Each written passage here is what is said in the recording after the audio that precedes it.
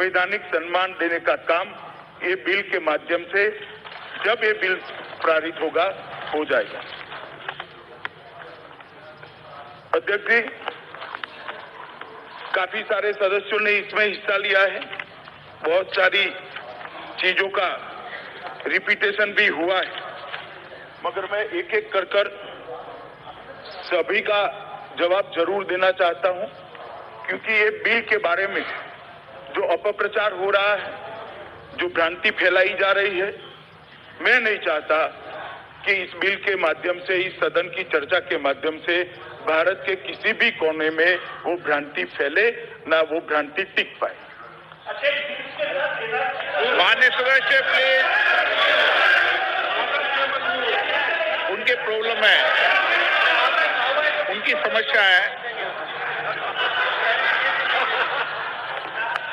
सभापति महोदय, श्री मनीष तिवारी जी ने सबसे पहले और बाकी काफी सारे सदस्यों ने अंत तक, श्री प्रेमचंद्रन जी और बाकी सारे सदस्यों ने, शशि थरूर जी ने भी आर्टिकल 14 का हवाला देते हुए इस बिल को गैर संवैधानिक करार दिया।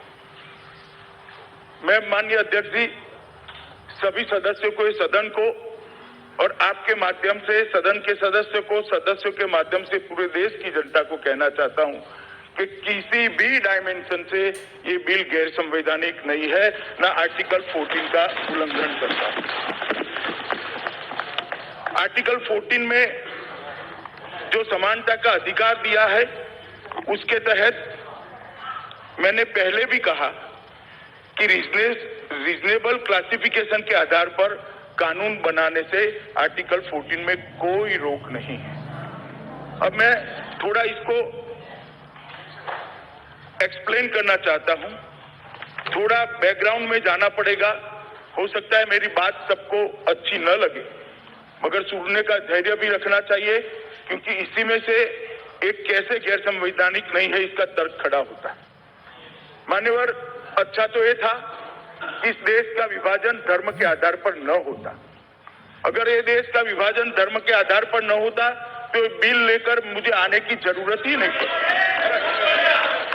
इस देश का विभाजन धर्म के आधार पर हुआ, ये वास्तविकता है। वास्तविकता को इस सदन ने स्वीकार करना चाहिए। जब विभाजन धर्म के आधार पर होता है तो आप इसको स्वीकारे बगैर आगे नहीं चल सकते हो। धर्म के आधार पर विभाजन हुआ, जिस हिस्से में मुस्लिम भाई ज्यादा रहते थे उस हिस्से में को पाकिस्तान के नाम से अलग देश बनाया गया और भारत का बचा हुआ हिस्सा भारतीय संघ के नाम से प्रस्तावित हुआ, जो आज हमारा भारत देश है। आगे चलकर पाकिस्तान के में भी पश्चिम पाकिस्तान था और पूर्वी पाकिस्तान था, वो बांग्लादेश में तब्दील हुआ, मगर बीच में एक विभीषिका आई। दोनों ओर से शरणार्थियों का आना जाना, मार काट, बलात्कार, लूट, ढेर सारे परिवारों ने यातना को झेला है। जिन्होंने विभाजन की यातना को झेला है वो ही बता सकते हैं मान्यवर कि ये यातना कितनी कड़ी और कठिन। मगर इसके बाद क्या हुआ मान्यवर?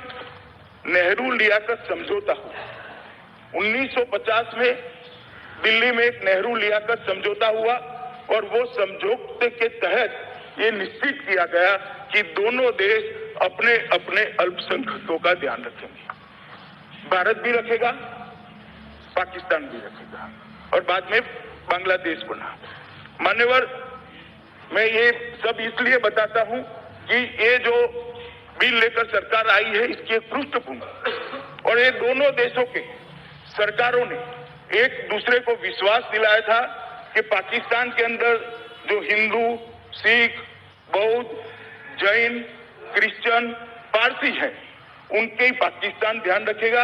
यहाँ पर भी जो माइनॉरिटी है, मुसलमान है, क्रिश्चियन है, पारसी है, बौद्ध है, जैन है, उसका हिंदुस्तान ध्यान रखेगा, भारत ध्यान रखेगा।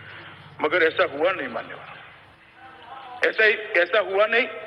मैं उस पर बाद में आऊंगा, मगर 1950 का नेहरू लियाकत समझौता मान्यवर धरा का धरा रह गया। अब मैं जरा जिन 3 देशों से लघुमती को हम नागरिक बनाने का वादा इस बिल के माध्यम से कर रहे हैं, माइनॉरिटी को नागरिक बनाने का वादा कर रहे हैं। वो 3 देशों के संवैधानिक स्टेटस पर जाना चाहता हूं, उनके राज्य की स्थिति पर जाना चाहता हूं। मान्यवर, Afghanistan Islamic Republic of Afghanistan के अनुच्छेद 2 में निम्नलिखित प्रावधान किया है। पवित्र धर्म इस्लाम इस्लामिक रिपब्लिक ऑफ अफगानिस्तान का धर्म है, मतलब वहां पर इस्लाम को राज्य के धर्म के रूप में मान्यता दी है। Pakistan Islamic Republic of Pakistan के संविधान के अनुच्छेद 2 में लिखा गया है, पाकिस्तान राज्य का धर्म इस्लाम होगा। बांग्लादेश जब बना तब तो उसका संविधान सेक्युलर था। 77, 78 और 1988 में इसमें बदलाव किया गया और इसमें लिखा गया रिपब्लिक का राज्य धर्म इस्लाम है। ये तीनों देशों के अंदर राज्य धर्म इस्लाम है, इसको मान्यता हमने नहीं दी है। मान्यवर वहां के, मैं आता हूं, सब बोलूंगा भाई, एक एक चीज का जवाब दूंगा बाद में। आपको चाहिए तो कल सुबह तक बैठूंगा, मुझे टोकिए मत। मान्यवर, तीनों राज्यों के देशों के जो धर्म संविधान के अंदर लिखे गए हैं वो बताना इसलिए जरूरी है कि वहां पर माइनॉरिटी को न्याय मिलने की संभावना इसी से क्षीण हो जाती है, लगभग समाप्त हो जाती है। मान्यवर, उसके बाद में मैं क्या हुआ डिटेल में बहुत सारे सदस्यों ने बताया है, कितनी प्रताड़ना हुई, कैसी घटनाएं हुई, वो बाद में बताऊंगा। मगर ये दोनों तथ्य बताने के बाद मैं ये स्थिति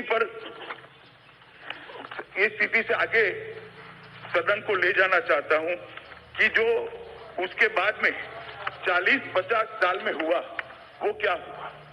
मान्यवर, 1947 में पाकिस्तान के अंदर अल्पसंख्यकों की आबादी 23%।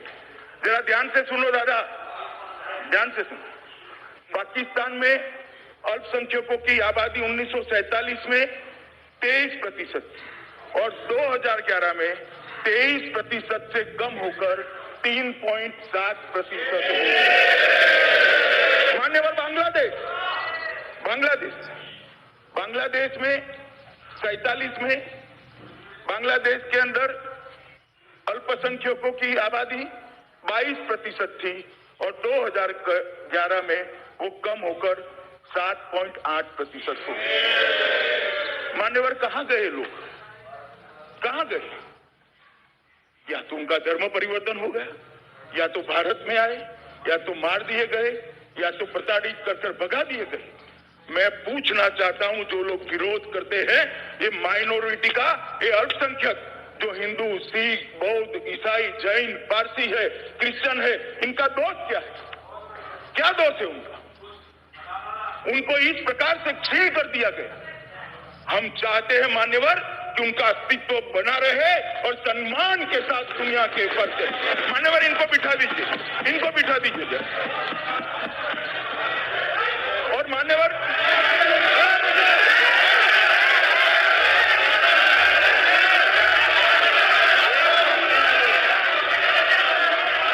बैठ जाओ भाई, मैं आता हूं, इस पर भी आता हूं, मैं इस पर भी आता हूं। मान्यवर, ठीक नहीं है, मान्यवर, ठीक नहीं है, इनको आपको रोकना चाहिए। मान्यवर, और आप लोग, पूरी दुनिया देख रही है, भारत के संविधान को कोई कह रहा है कि हिंदू राष्ट्र बनने जा रहा है, भारत का संविधान पक्षपात कर रहा है। मैं आज आपको बताना चाहता हूं भारत में क्या हुआ। मान्यवर, भारत के अंदर 1951 में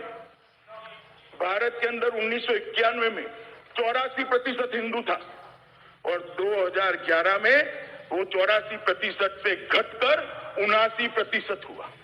यहाँ पर आबादी नहीं बढ़ी है, वहां पर आबादी बढ़ी है। और मुस्लिम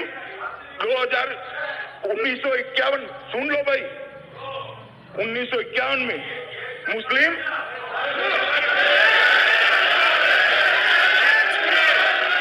मान्यवर 1951 में यहाँ पर मुसलमान 9.8% था, आज 14.23% है। हमने किसी के साथ धर्म के आधार पर भेदभाव नहीं करा और मैं इस सदन को विश्वास दिलाना चाहता हूं, आगे पर भी धर्म के आधार पर भेदभाव नहीं होगा, इसका मैं सदन को विश्वास दिलाता हूं। परंतु धर्म के आधार पर अगर पड़ोस के देश के अंदर धर्म के आधार पर वहीं की अल्पसंख्यकों के साथ अत्याचार हो रहा है, प्रताड़ना हो रही है, तो भारत मुख दर्शक बनकर रह नहीं सकता। उनको बचाना पड़ेगा, उनको सम्मान देना पड़ेगा, उनको स्वीकारना। मान्यवर, इसलिए अब मैं फिर से आर्टिकल 14 पर आता हूं। आर्टिकल 14 में कहा गया है कि समानता का अधिकार संसद को कानून बनाने से, समानता का अधिकार जिसमें न हो ऐसे कानून संसद नहीं बना सकती। मैं मानता हूं, मगर ये कोई क्लास के लिए नहीं हुआ है, कोई एक धर्म के लिए नहीं हुआ है, कोई एक धर्म के लिए नहीं हुआ है, एक क्लास के लिए हुआ है, माइनॉरिटी के लिए हुआ है। हिंदू, सिख, बौद्ध, जैन, पारसी, क्रिश्चियन, ये सारी माइनॉरिटी के लिए हुआ है। अगर इसमें से सिर्फ पारसियों के लिए करते तो आर्टिकल 14 जरूर आड़े आता। मान्यवर, अगर सिर्फ बौद्धों के लिए करते आर्टिकल 14 जरूर सामने रास्ते में आता। सिर्फ हिंदुओं के लिए करते तो भी आर्टिकल 14 जरूर इसका वायोलेशन होता। सिर्फ सिखों के लिए करते तो भी आर्टिकल 14 का जरूर वायोलेशन होगा। मगर एक प्रताड़ित क्लास के लिए, प्रताड़ित माइनॉरिटी के प्रोटेक्शन के लिए अगर कानून करते हैं तो आर्टिकल 14 कहीं पर। और मान्यवर, कई सारे ऐसे कानून हैं, ये सारे विद्वान लोग बैठे हैं, मुझे जवाब दे। अगर आर्टिकल 14 के आधार पर ऐसे कानून नहीं बन सकते हैं तो माइनॉरिटी एजुकेशन इंस्टीट्यूशन के लिए कैसे कानून बनाए अभी? तो ये बात तो बैठ जाइए, मैं बताता हूं, बैठ जाइए, बैठे।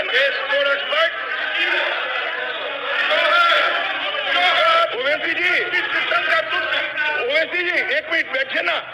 तो वो आर्टिकल 14 को वायलेट नहीं करती है? क्यों नहीं करता है? वो भी करेगा। मान्यवर,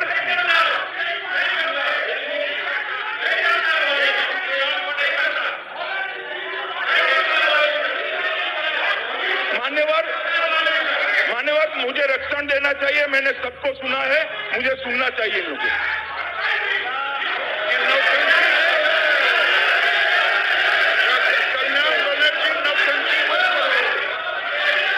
कल्याण बनर्जी,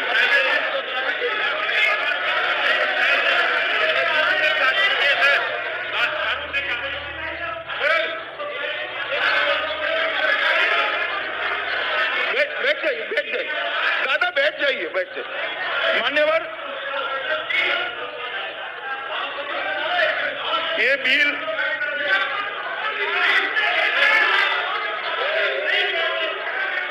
आप बैठ जाइए।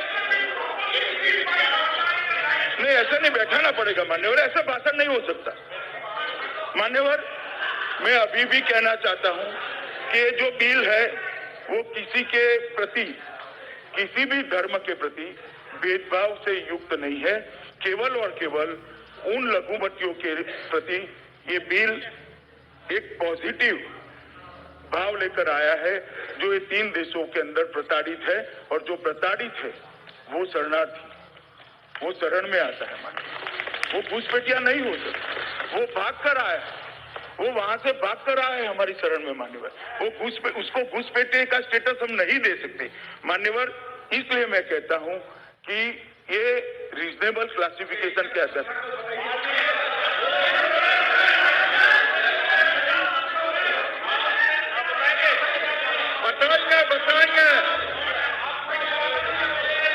पूरा जवाब सुनो माननीय सदस्यगण, मैं फिर आपसे आग्रह कर रहा हूं, आप पूरा जवाब सुनो, बीच बीच में टोका टोकी नहीं किए कोई। और मैं आपके माध्यम से सारे लोगों को कहता हूं, किसी भी माननीय सदस्य को बैठे बैठे वक्तव्य देने की इजाजत नहीं है।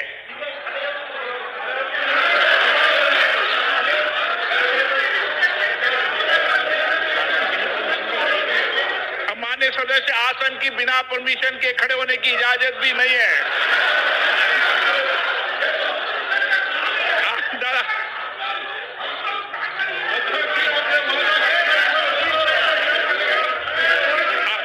चलो, हाँ, ओ माननीय सदस्य। माननीय अध्यक्ष जी, मैं सबको कहना चाहता हूं कि अध्यक्ष जी जो अनुमति देंगे वो सारे सवालों के जवाब मेरे भाषण के बाद भी दूंगा। कृपया मेरे भाषण में आप मुझे बोलने दीजिए। बाद में आप सवाल पूछे दादा, बीच में खड़े मत हो। तो ये बिल ना आर्टिकल 14, ना 21, ना 25 किसी का वायोलेशन करता है मान्यवर। ये पूर्ण रूप से संविधान की दृष्टि से ये बिल ठीक है। अपने मनीष जी ने कहा कि यूएन कन्वेंशन ऑन रेफ्यूजीज और यूएन प्रोटोकॉल ऑन रेफ्यूजीज 51 और 67 का हमने साइन किया है। हमने कभी साइन नहीं किया है। आपकी तो क्या बोले?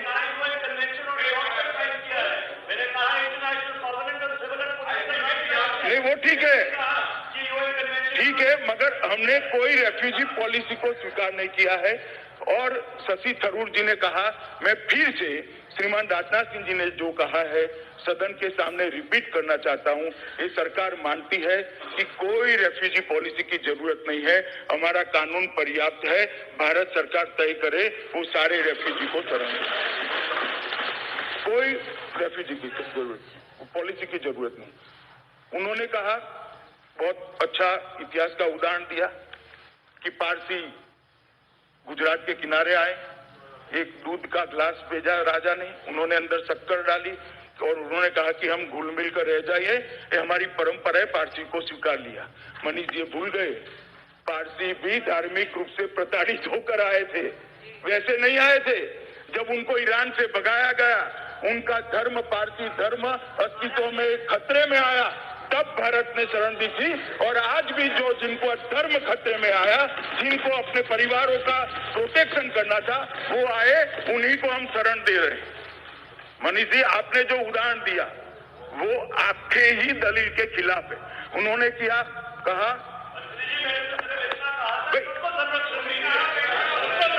मैं उदाहरण की बात कर रहा हूं।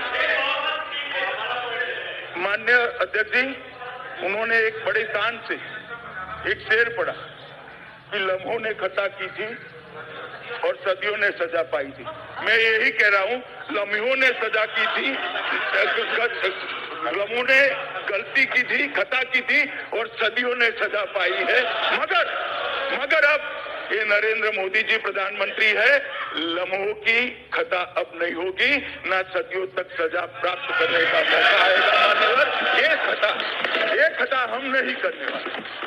ये खता हम नहीं करने वाले हैं। किसी भी व्यक्ति को अपने परिवार की बहन बेटियों को, बहुओं को बचाने के लिए यहाँ ना पड़े और हम न ले, उसका धर्म बचाने के लिए यहाँ ना पड़े और हम न ले, हम उसको नागरिकता दे, ये गलती हम नहीं कर सकते मान्यवर। हम जरूर उनको स्वीकारेंगे, संवैधानिक सम्मान भी देंगे और पूरे विश्व के सामने सम्मान के साथ खड़े करेंगे। उन्होंने कहा कि 2 नेशन थ्योरी श्री सावरकर की थी या नहीं थी, इस विभाग में मैं जाना नहीं चाहता। मगर जिन्ना साहब ने जब 2 नेशन थ्योरी इवॉल्व करी, प्रचारित करी और विभाजन हुआ, आप कांग्रेस पार्टी ये बताए भलाई विभाजन क्यों स्वीकार किया? रोका क्यों नहीं? क्यों रोका नहीं? तो किसने साइन किया? मान्यवर महात्मा गांधी ने कहा था, महात्मा गांधी ने कहा था कि देश के अगर टुकड़े होंगे तो गांधी जी के मृत्यु पर होंगे। और कांग्रेस पार्टी ने धर्म के आधार पर इस देश के विभाजन को स्वीकार कर ये सारी चीजें आज इसके आधार पर। मान्यवर, धर्म के आधार पर देश का विभाजन कांग्रेस पार्टी ने स्वीकार किया था। ये ऐतिहासिक सत्य है, इसको कोई नकार नहीं सकता। मान्यवर,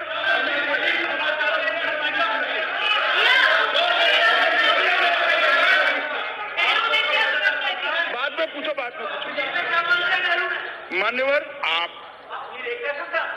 मान्यवर दयानिधि मारन जी ने कहा कि आप पाक ऑक्यूपाई कश्मीर को मानते हो, उसके नागरिकों को नहीं मानते हो।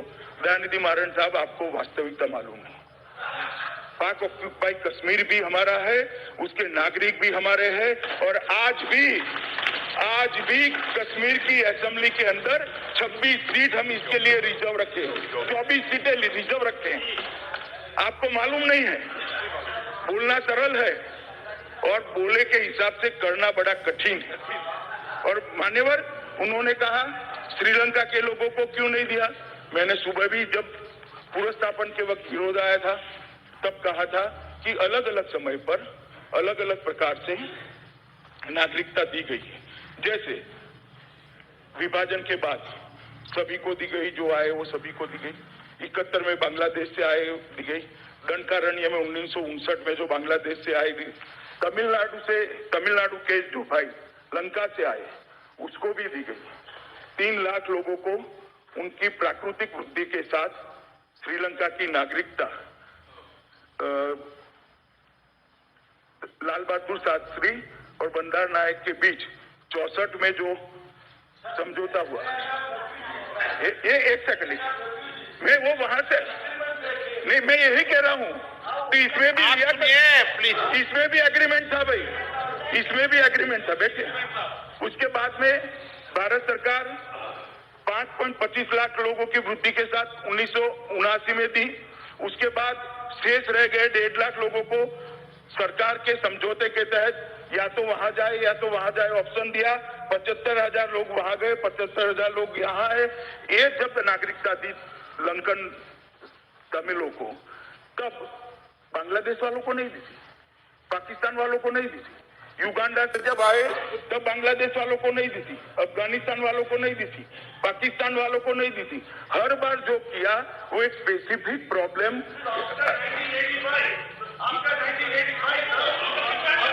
मुझे सुन लो ना, आपको बाद में पूछेगा। मान्यवर, जब भी नागरिकता के बारे में कोई इंटरवेंशन हुआ है, एक स्पेसिफिक प्रॉब्लम को सॉल्व करने के लिए हुआ है। युगांडा के लिए जब नागरिकता दी तब देश भर से, दुनिया भर से आए सारे लोगों को नागरिकता नहीं दी थी, सिर्फ युगांडा से जो भारतीय आए थी। इसलिए इस बार ये 3 देशों से जो धार्मिक लघुमती आई है, इसको नागरिकता दी है। किसी को भी नागरिकता न देने का कोई इसमें दुर्भावना नहीं है, ना तमिलों को है, ना लंका से आए हुए शरणार्थियों को है। क्योंकि ये एक 3 देशों के जो धार्मिक शरणार्थी आए उनको एड्रेस करने के लिए ये लेकर आए, इसलिए हो रहा है। तो इसको भी मैं जरा स्पष्ट करना चाहता हूं। एक उन्होंने कहा कि माइनॉरिटी की व्याख्या बहुत संकुचित है। मान्यवर, हमारी माइनॉरिटी की व्याख्या संकुचित नहीं है। दयानिधि मारन साहब, शायद मेरा हिंदी में वक्तव्य होता है तो ट्रांसलेशन में थोड़ी गड़बड़ हुई होगी। मैं आपको बता दूं, मैं यहाँ के माइनॉरिटी की बात ही नहीं करता। ये पूरा विधेयक वो 3 देशों में जो धार्मिक माइनॉरिटी है इसके लिए हमारी व्याख्या संकुचित नहीं है। और ये सनातन सत्य है, वो 3 देशों के संविधान के हिसाब से सत्य है कि वहां पर मुस्लिम माइनॉरिटी नहीं है। इसको कैसे झुठलाया जा सकता है? जब बांग्लादेश, सुनिए, बाद में पूछे साहब, बांग्लादेश, अफगानिस्तान और पाकिस्तान के माइनॉरिटी की बात करेंगे, तीनों राज्यों का धर्म जब इस्लाम होगा तो वहां इस्लामिक लोग कैसे, इस्लाम के अनुयायी कैसे माइनॉरिटी हो सकते? हमारी व्याख्या संकुचित नहीं है। वहां के संविधान का प्रोविजन ऐसा है जो मुस्लिमों को माइनॉरिटी का स्टेटस नहीं देता है, इसलिए नहीं। इस देश में इतने सारे मुसलमान हैं, कोई भेदभाव नहीं होता है, सब जी रहे हैं। और यहाँ चित्र ऐसा बनाया जा रहा है कि इस देश के मुसलमानों के साथ अन्याय हो रहा है, ऐसा नहीं है। मान्य, वहां पर जो वहां की स्थिति है उसमें मुस्लिम कम्युनिटी, मुस्लिम धर्म के अनुयायी वहां माइनॉरिटी नहीं है, इसलिए उनको नहीं स्वीकार करे, उनके साथ अन्याय नहीं कर रहे। अगर वो माइनॉरिटी होते तो उनको भी स्वीकार कर लेते। और रोहिंग्या का कहते हैं, रोहिंग्या के लोग वाया बांग्लादेश आते हैं, ब्रह्मदेश के लोग वाया बांग्लादेश आते हैं, और ब्रह्मदेश सेक्युलर कंट्री है, फिर भी वाया बांग्लादेश आते हैं। रोहिंग्या को कभी भी स्वीकार नहीं किया जाएगा। मैं आज फिर से मान्यवर, उन्होंने कहा कि माइनॉरिटी में डर है। मान्यवर, मैं इतना ही कहना चाहता हूं कि माइनॉरिटी में कोई डर की भावना नहीं है तो भी आपके वक्तव्य से थोड़ा बहुत खड़ा भी हुआ होगा, तो मैं मेरे सभी माइनॉरिटी के भाइयों बहनों को विश्वास दिलाना चाहता हूं कि नरेंद्र मोदी की प्रधानमंत्री प्रॉब्लम है क्या आपको? माननीय सदस्य प्लीज बैठिए, प्लीज। मान्यवर, नरेंद्र मोदी जी के प्रधानमंत्री रहते हुए इस देश में किसी भी धर्म के नागरिक को डरने की जरूरत नहीं है। ये सरकार सबको सुरक्षा और सबको समानता समान अधिकार देने के लिए कटिबद्ध है मान्यवर, इसलिए किसी को डरने की जरूरत नहीं। आज अभिषेक बनर्जी ने भी इस पर भाषण किया। उन्होंने, मैंने तो पहली बार सुना, शायद 6 साल में पहली बार बोले, मगर बहुत अच्छा नहीं, मैंने पहली बार सुना, मैंने पहली बार, इसलिए कहता हूं बहुत अच्छा बोला इन्होंने, इसलिए बोले ना, इन्हें कहा ना मैंने पहली बार सुना भैया। इन्होंने टैगोर, विवेकानंद और बंकिम बाबू का उल्लेख किया, तीनों को कोट किया, मगर मैं एक छोटा सा सवाल पूछना चाहता हूं माननीय अध्यक्ष जी। बंकिम बाबू, टैगोर और विवेकानंद का बंगाल की कल्पना ऐसी थी जिसमें दुर्गा विसर्जन के लिए कोर्ट में जाना पड़े, सरस्वती पूजन न हो, ये कल्पना करी थी।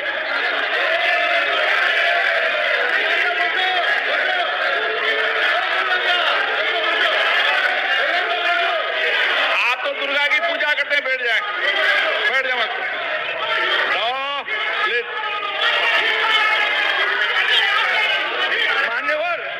मान्यवर गुस्से क्यों हो रहे हैं? मैंने तो उनको कुछ नहीं कहा, मैंने कहा टीएमसी को कुछ कहा। मान्यवर, मैंने तो टीएमसी को कुछ कहा ही नहीं। माननीय सदस्य प्लीज प्लीज प्लीज प्लीज दादा, प्लीज प्लीज प्लीज दादा, आज तो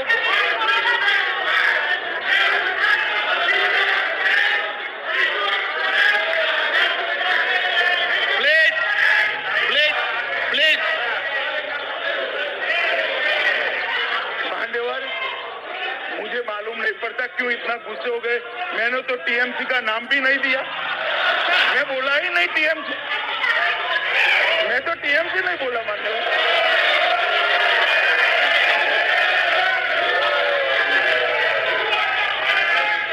माननीय सदस्य प्लीज प्लीज प्लीज, माननीय सदस्य please please please please please please please please, आप सब बैठ जाइए। रमेश जी, आप आपस में जवाब गृह मंत्री दे। माननीय अध्यक्ष जी, माननीय अध्यक्ष जी, हाँ दादा, उन्होंने कहा, दादा शांति है, उन्होंने कहा कि एक मिनट, नहीं, माननीय अध्यक्ष जी, उन्होंने कहा कि NRC of citizenship amendment bill trap. मान्यवर, इसमें कोई ट्रैप नहीं, एक सीधा साधा लेजिस्लेशन है जो तीनों देशों से आए हुए धार्मिक लघुमतियों को, शरणार्थियों को नागरिकता प्रदान करेगा। मगर ट्रैप उनको जरूर लग सकता है जो वोट बैंक के लिए घुसपैठियों को शरण देना चाहते हैं, उनको ट्रैप जरूर लग सकता है। जो वोट बैंक के लिए घुसपैठियों को शरण देना चाहते हैं, उनको हम सफल नहीं होने देंगे, हम नहीं होंगे। ये ट्रैप उनको इसलिए जरूर लग सकता है। और मैं कहना चाहता हूं, बंगाल के सारे सदस्य दोनों ओर से उत्पीड़ित, यहाँ के भी वहां के भी, मैं कहना चाहता हूं कि लाखों लाखों लोगों को जो नागरिकता मिलने वाली है वो सारे बंगाली शरणार्थी है। क्या आप नहीं चाहते कि बंगाली हिंदू, बौद्ध, सिख, क्रिश्चियन शरणार्थियों को नागरिकता मिले? आप नहीं चाहते हैं? और मान्यवर, मैं थोड़ी स्पष्टता इसलिए भी करना चाहता हूं, मैं इसलिए थोड़ी स्पष्टता करना चाहता हूं कि ये लोग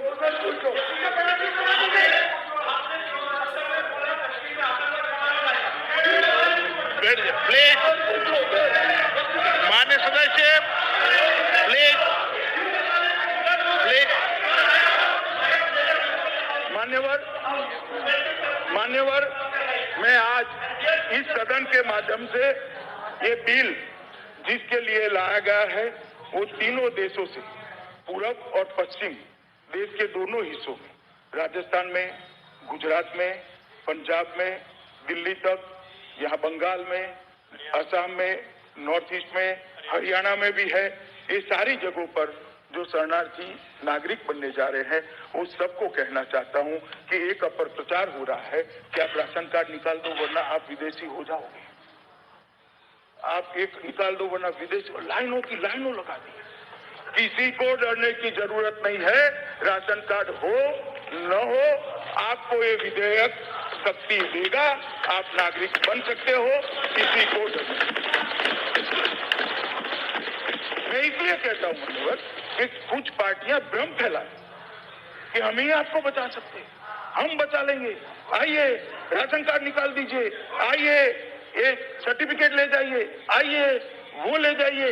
मान्यवर, मैंने कहा है डॉक्यूमेंट है नहीं है, डेट चली गई है, आधा है, अधूरा है, पूरा नहीं है, सबको नागरिक बनाना है भाई, कोई जरूरत नहीं है डॉक्यूमेंट। मान्यवर, ये जो अफवाहें फैलाई जा रही है वो अफवाहों में किसी को आने की जरूरत नहीं, किसी को डरने की भी जरूरत नहीं मान्यवर। और मैं फिर से एक बार कहता हूं कि घुसपैठिए और शरणार्थी के बीच में अंतर है। जो प्रताड़ित होकर अपनी परिवार की महिलाओं की इज्जत बचाने के लिए, अपने धर्म को बचाने के लिए धार्मिक प्रताड़ना के आधार पर जो यहाँ आता है वो शरणार्थी है, और जो यहाँ पर अवैध रूप से घुस कर आता है वो घुसपैठिया है। ये दोनों के बीच में अंतर है ही है, और वो मान्यवर सुप्रिया बहन ने कहा कि 370 का मैं जब बिल लेकर आया तो अब 370 के लिए, 371 के लिए क्या करना है। मैं आपके माध्यम से सदस्य जी को कहना चाहता हूं कि 370 और 371 में अंतर है। 371 किसी को अलग संविधान नहीं देता है, 371 किसी को अलग झंडा नहीं देता है, 371 अलग राज्य की या राष्ट्र की मांग करने के लिए किसी को नहीं उकसाता है। 371 को हम कभी भी नहीं छेड़ेंगे। पूरे नॉर्थ ईस्ट को मैं आश्वस्त करना चाहता हूं कि 371 को हम कभी भी नहीं। मित्रों, माननीय अध्यक्ष जी, उन्होंने दूसरा कहा कि श्री सन्नाउल्लाह का नाम दिया, इसमें सरकार का कोई दोष नहीं है। आपके माध्यम से मैं सुप्रिया बहन को कहना चाहता हूं कि विदेशी ट्रिब्यूनल सेकंड कामरू का एक ऑर्डर है, वो ऑर्डर के तहत जब तक फाइनल ऑर्डर न हो तब तक उनको ये लिस्ट से बाहर रखा गया है। ये जुडिशियल प्रोसीडिंग है और जुडिशियल प्रोसीडिंग के तहत रखा गया है, इसलिए इनके साथ कोई भेदभाव हमने नहीं किया है। इन्होंने कहा कि मेरे भाषण का उल्लेख कर सुप्रिया जी ने सच कहा, मेरे से बोलने में गलती हुई थी, इसलिए मैं लोकसभा सचिवालय को दूसरे ही दिन इसको सुधार कर मेरा पत्र भी दिया है, और अब मैं मानता हूं कि सुधर ही गया होगा। मैंने ये कहा था कि इसकी सबसे लोगों से चर्चा हुई है, सब लोगों ने सहमति दी है, वो शब्द बदल कर मेरे जो समझ में जो अंतर था, मेरी जानकारी में जो अंतर था, उसको मैंने करेक्ट कर लिया है। आपने ठीक ही कहा कि वो गलती हुई थी। मान्यवर, उन्होंने कहा कि एनआरसी फेल गया है। मान्यवर, मैं इस सदन को फिर से एक बार आश्वस्त करना चाहता हूं, जब हम एनआरसी लेकर आएंगे, एक भी घुसपैठिया इस देश के अंदर बच नहीं जाएगा। किसी को चिंता करने की जरूरत नहीं। मैं बड़े अधिकार के साथ कहता हूं। अधीर रंजन चौधरी जी ने जवाब दिया, बिन सांप्रदायिकता जोर जोर से बोलते रहे, मैं भी सुनता रहा, क्योंकि अध्यक्ष जी का आदेश था बीच में नहीं बोलना है। मगर साहब, मैं देश की जनता को कहना चाहता हूं, कांग्रेस एक ऐसी बिन सांप्रदायिक पार्टी है, केरल में इसके साथ मुस्लिम लीग पार्टनर है और महाराष्ट्र में शिवसेना पार्टनर। मैंने ऐसी बिन सांप्रदायिक पार्टी मेरे जीवन में नहीं देखी। मान्यवर,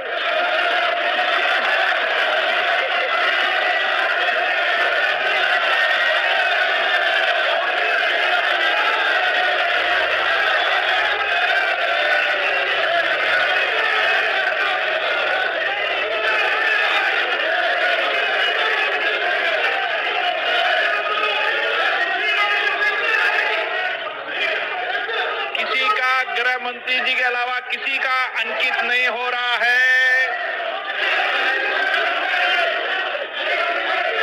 माननीय गृह मंत्री जी,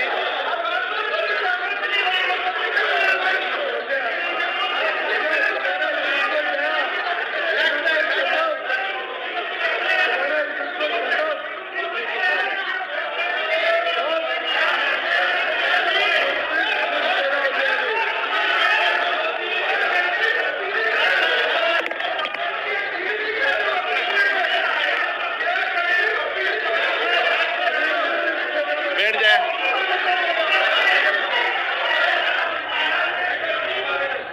मान्यवर, उन्होंने कहा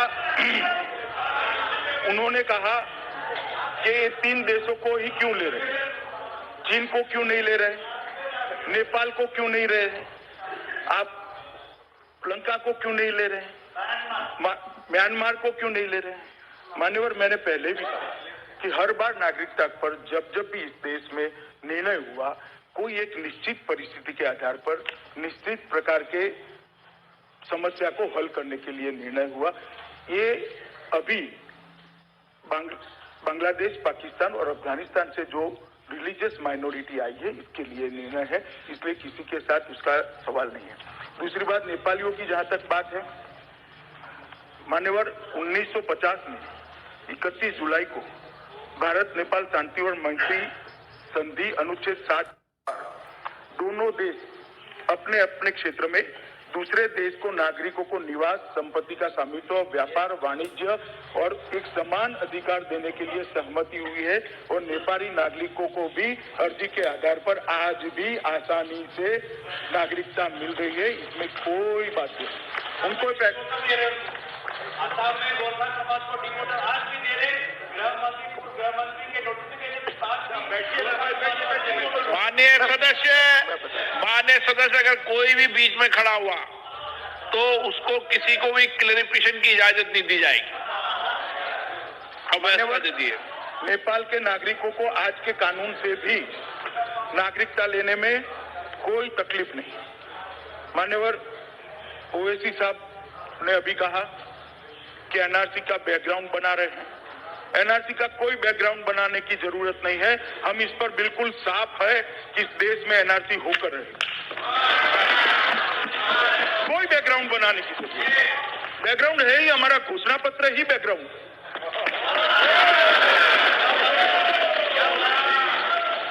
मान्यवर, उन्होंने कहा मुसलमानों से नफरत क्यों है।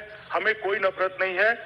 मैं आपको कहता हूं जनाब, आप नफरत खड़ी मत करना, मेहरबानी कर दीजिए। हमें कोई नफरत नहीं। और मैं फिर से स्पष्ट करना चाहता हूं बार बार, क्योंकि एक सदस्य बोला है मुसलमानों के साथ अन्याय है। इस देश के किसी मुसलमान का इस बिल से कोई वास्ता नहीं, कोई वास्ता नहीं। ये बिल जो है वहां से आने वाले हिंदू, सिख, बौद्ध, पारसी, जैन और क्रिश्चियन शरणार्थियों को नागरिकता देने, इसमें भारत में रहते हुए भारत के नागरिक मुसलमानों से कोई लेना नहीं।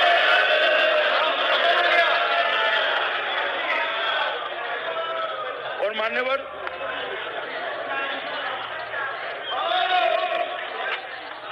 मान्यवर, गोगाई जी ने कहा,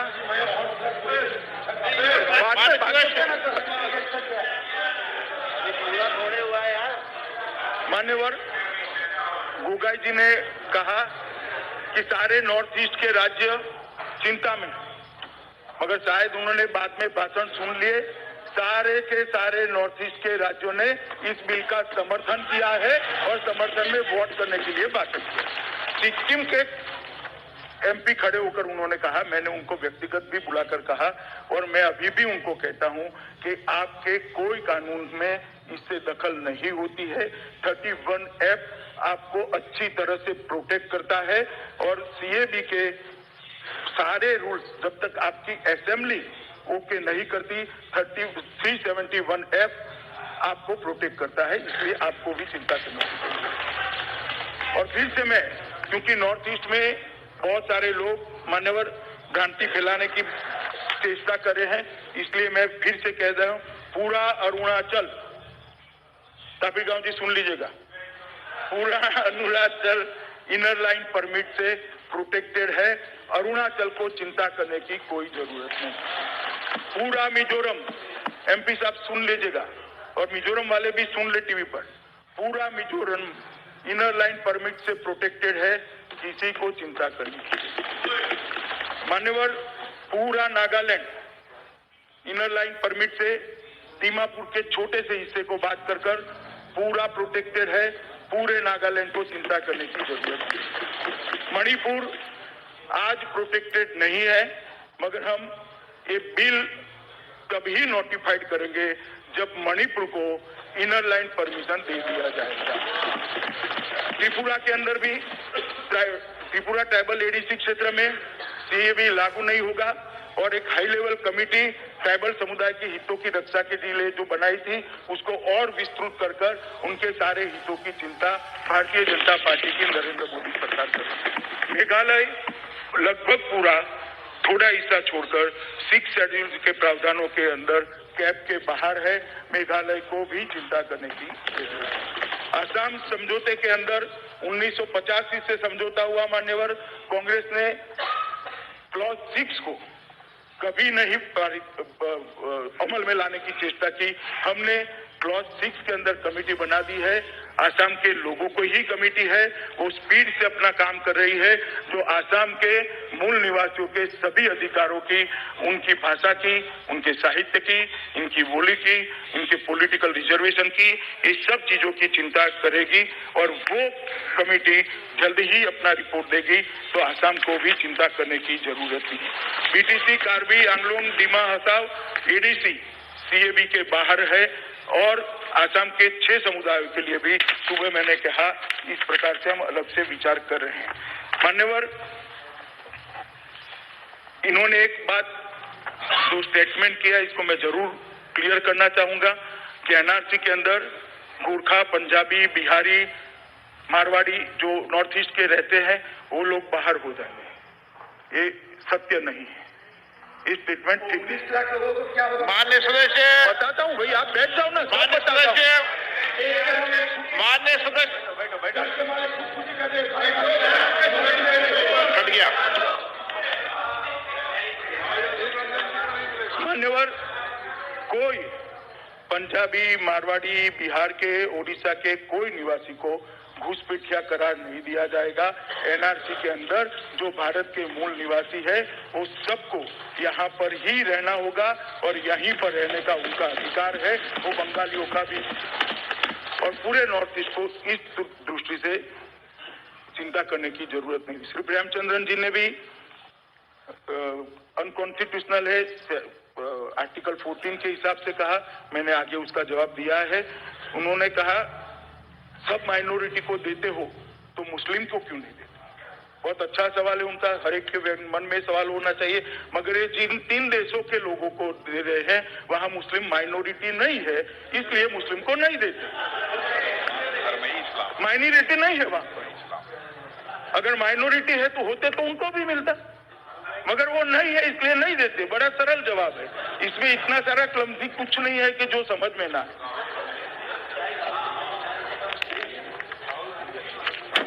शशि थरूर जी ने कहा कि धर्म के आधार पर नागरिकता नहीं देनी चाहिए।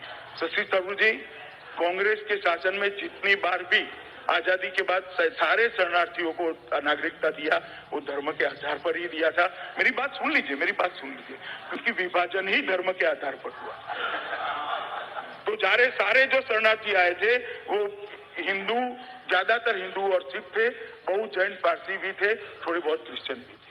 तो सबको पहली बार, सबसे पहले अगर किसी ने नागरिकता देने का काम किया तो श्री जवाहरलाल नेहरू के नेतृत्व में आपकी सरकार और देश का